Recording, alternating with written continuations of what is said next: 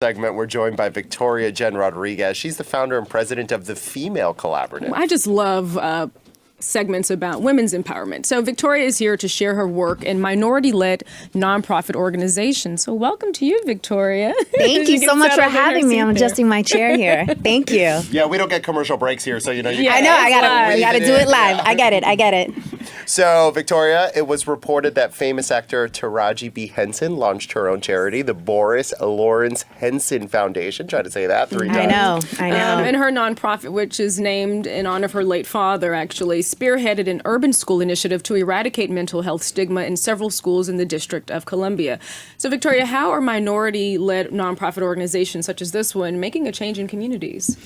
Well, first of all, it's definitely needed because just like in corporate America, the nonprofit sector is not as diverse as we hoped, right? And so a lot of folks of color are understanding that fact and coming to the forefront and really trying to revolutionize the industry. And so it's really important that we combine our resources and efforts and create organizations and movements that really speak to our communities and really revitalize them as well. Isn't that funny? Because minorities tend to are associated with higher poverty rates, and nonprofits are charged with solving a lot of, the not so nice things about society. But nonprofits aren't diverse. How does that work? Exactly. And that's what's ironic about the industry overall, because you even have non-minority led organizations that are trying to solve for poverty and trying to solve for homelessness and all of these social issues that a lot of people of color suffer from the most, yet their boards are predominantly white. And right, which I find interesting because they really understand, right, culturally what's happening in the communities.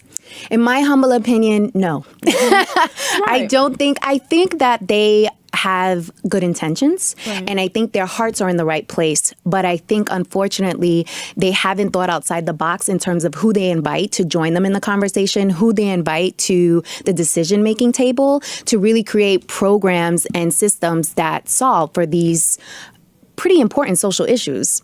And of course, most people who donate are going to be white because white people tend to have higher incomes. They write the checks, yes. Right. So isn't it a balance between having the right donors with the people from these communities who understand that solutions, it's not one size fits all?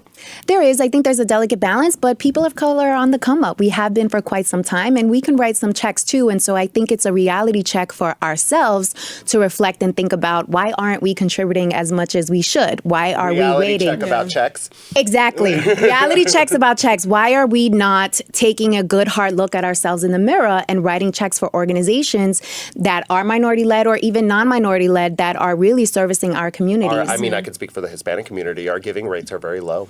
They sure are. Very low. It's not part of our culture. It's not, unlike the Jewish community, where it's a very big part of their culture. Right. Giving back, and that's a religious. Exactly. And that's something that we could definitely learn from. And I think now's the time with the generational shift. We care more about social issues now more than ever. So let's put our money where our mouth is. And speaking of giving back and putting our money where our mouth is, your organization it's hosting its second annual Women Who Roar Summit. Tell us about this. Yes. So this is happening in about a week and a half. NBCUniversal, our partner, is hosting us.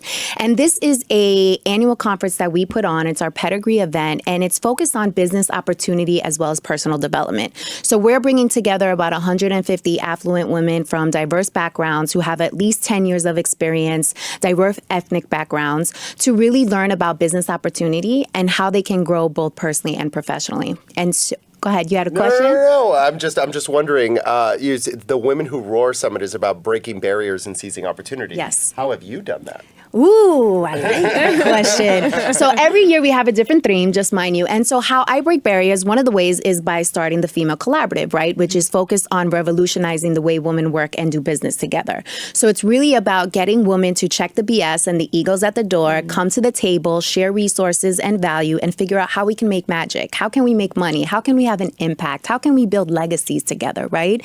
And so that's one of the ways. Another way is, outside of the Female Collab, I do a number of of keynote speaking, coaching engagements around motivational engagements. And so really just trying to help people become the best version of themselves is how I'm breaking barriers and seizing opportunities by coming on these fabulous shows such as Bold TV to talk about these things and educate folks. You are a woman who roars. For Let's sure. go. You're a woman who roars. I love the speed of your speech. I'm from Miami. We speak very fast. I know. Everybody's like, slow down. I'm like, all I can. It's the spice. I That was can't the slow first thing down. that happened to me in Texas. They're like, whoa, whoa, whoa, son, you need to slow down. It's also from being from New York, right? Yeah, very fast. So we move very, very fast. Yeah. So the second annual Women Who Roar Summit, is it open to the public or is it like invite only? It's You open to mentioned the that it was- public, and we okay. actually are about to sell out. So anyone Okay. who's interested, you can visit our website at thefemalecollaborative.com. You can go to events, click on Women Who Roar, wanna and check- register. I want to attend, female Victoria. You should come. You I rarely definitely see wanna- you female should come. lions. Were you talking about my dress? Exactly. Yeah, without You know, the that's why I mane. wore That's so funny I'm you mentioned roaring. that. I wore this dress. I'm Yes, roaring. darling. Hello. This is foreshadowing. You belong at the event. But it sounds like an empowering event for women. It is. We have the Chief Diversity Officer of New York City, Wendy Garcia, doing a keynote. We have the #1 woman in insurance, Sabrina Lloyd, coming to do a keynote about being a business warrior.